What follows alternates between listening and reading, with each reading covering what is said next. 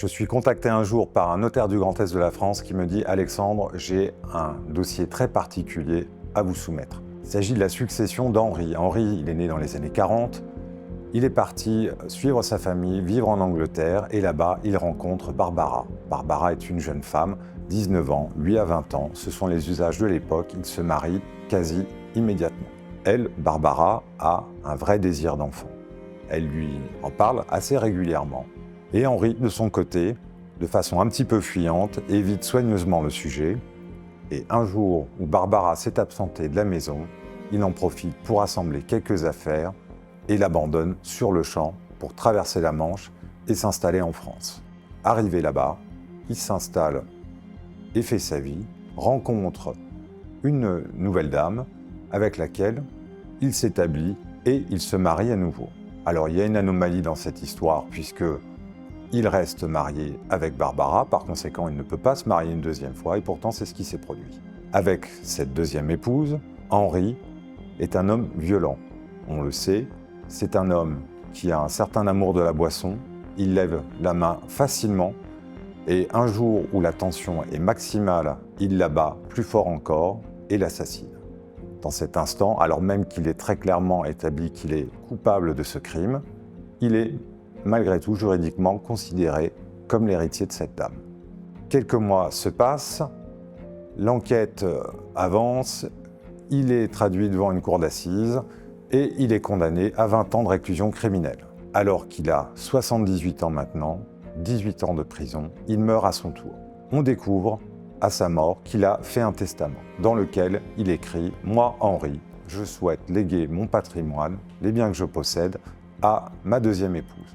Dans le cas où celle-ci mourrait avant moi, précision assez sinistre, eh bien je souhaiterais que ça revienne au frère de ma deuxième épouse, donc mon beau-frère. » En qualité de généalogiste, on est donc amené à faire un travail double qui est d'aller chercher ce beau-frère, mais également d'aller retrouver Barbara, dont il n'a jamais divorcé et qui par conséquent a des droits dans sa succession. La première personne qu'on retrouve, c'est son beau-frère. Il vit en France, on a son numéro de téléphone, j'appréhende cet appel, je sais qu'il va être tendu et je l'appelle. Dans les premiers instants de la conversation, je sens que j'ai affaire à un homme dont je réveille une douleur extrême. Il monte dans une colère noire et il m'explique que je me mêle de ce qui ne me regarde pas. Ça a été un drame absolu dans la famille qui depuis a complètement explosé. Vous m'apprenez que cette ordure est mort en prison. Très bien, j'en suis très heureux. La seule chose que j'aurais souhaité faire, moi, c'était de m'occuper de son cas avant même qu'il y aille. Et il raccroche. 3 jours après, ce monsieur rappelle au bureau. Je le prends au téléphone. Et là, il m'explique, je me suis un peu emporté, mais vous comprenez, c'est une affaire qui est douloureuse. J'ai réfléchi, cet homme, il a volé la vie de ma sœur, ça, je ne parviendrai jamais à le réparer, mais il a aussi volé son argent, parce qu'en France, il est impossible d'hériter d'une personne qu'on a assassinée. On appelle ça l'indignité successorale.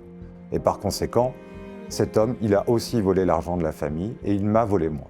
Je souhaite avoir ma revanche, je vais accepter cette succession. Parallèlement à ça, on retrouve Barbara. Barbara, elle vit encore en Angleterre. Maintenant, elle a 77 ans. Le premier appel qu'on a avec elle est extrêmement touchant. Voilà maintenant 60 ans qu'elle a été abandonnée. Et pourtant, on comprend que cette affaire la touche encore. On a réveillé chez elle de vieilles douleurs.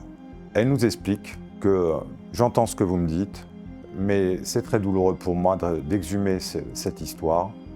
Je ne souhaite pas en parler davantage et elle raccroche. Une semaine après, je tente de la rappeler, je l'ai au téléphone et elle m'explique que cet abandon, ça a été le drame de sa vie. Elle a cherché à retrouver Henri, ne l'a jamais retrouvé, a essayé de lui adresser des courriers. Jamais elle n'a eu de réponse, jamais elle n'a eu d'explication. Et par conséquent, jamais elle n'a pu faire confiance à un homme par la suite. Elle n'a pas eu d'enfant, ça a été le drame de sa vie puisque c'est ce qu'elle souhaitait plus au monde. Mais elle m'explique aussi que si cet argent ne l'intéresse pas et que même elle n'en a pas envie, elle a un neveu. Et ce pauvre enfant, me dit-elle, il a perdu sa maman quand il était très jeune, c'était ma sœur. Et si j'ai été une maman de substitution pour lui, il a également été le fils de substitution que je n'ai jamais eu. présent dans les bons, mais aussi dans les pires moments. Et c'est sans doute grâce à sa présence que je n'ai pas commis l'irréparable. Alors, pour lui, et seulement pour lui, je vais accepter cette succession.